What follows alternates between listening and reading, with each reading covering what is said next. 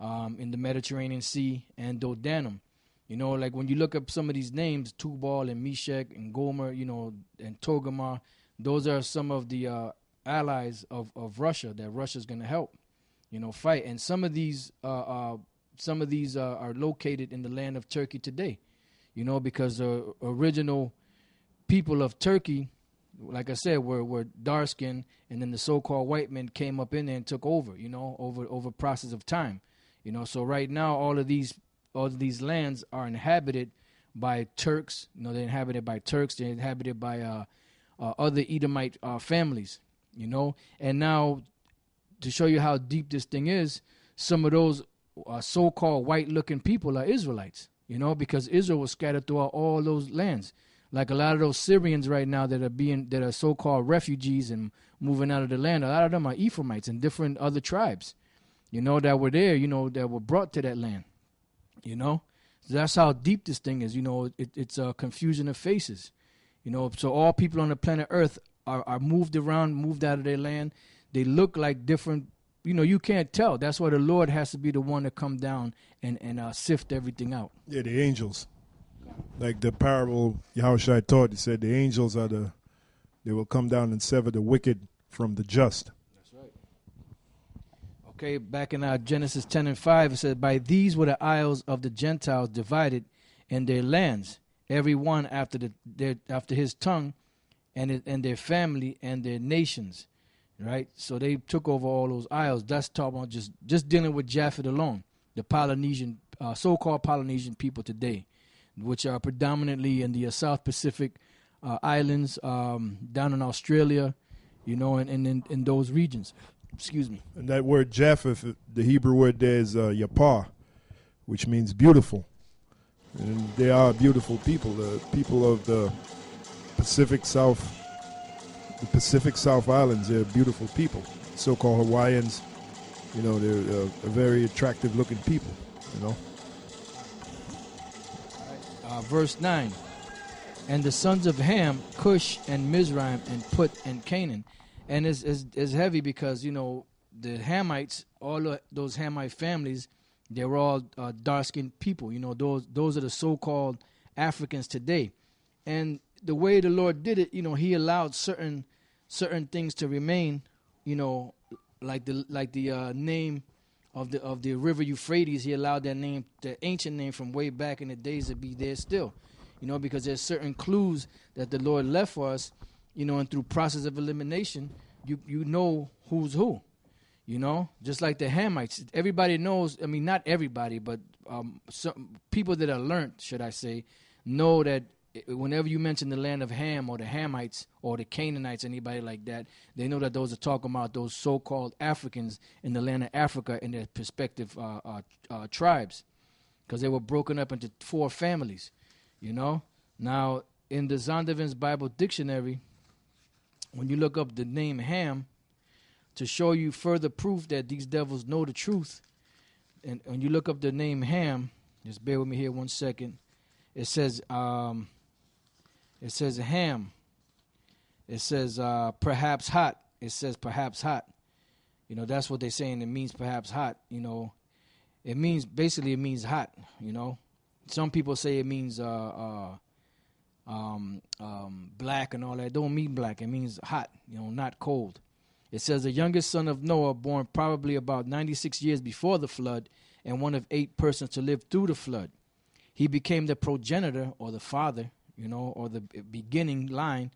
It said he became the progenitor of the dark races, not the Negroes. You know, but it goes on to say, but the Egyptians, the Ethiopians, the Libyans, and Canaanites. So basically, this father here, Ham, he was the father of those dark Hamitic tribes today, them so-called dark African tribes.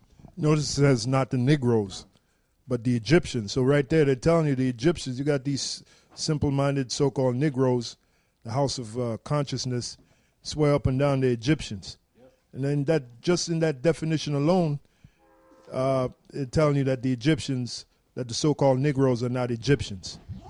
Yep. Yeah, because, see, these people are so ignorant that they think that just because people look similar or they have the same skin tone, same color, texture of skin that makes them the same people. But when you go back to the beginning, everybody was dark. Everybody had that brown melanin in their skin and that woolly hair. And through process of time, the Lord started changing that, you know. So just because somebody looks dark, don't mean that they're the same people. They're the same race.